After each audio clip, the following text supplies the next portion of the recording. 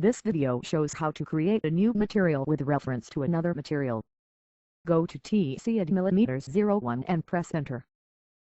Enter the following details as mentioned in material creation video. Enter the reference material number and press enter. Select all the required views. Scroll down.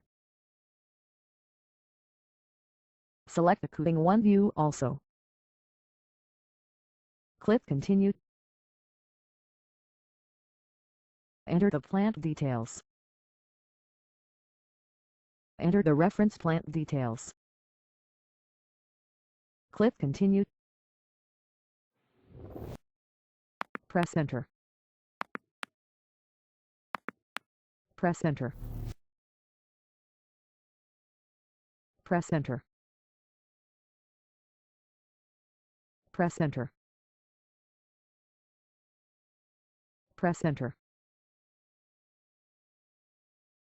Press enter. Press enter. Press enter. Press enter.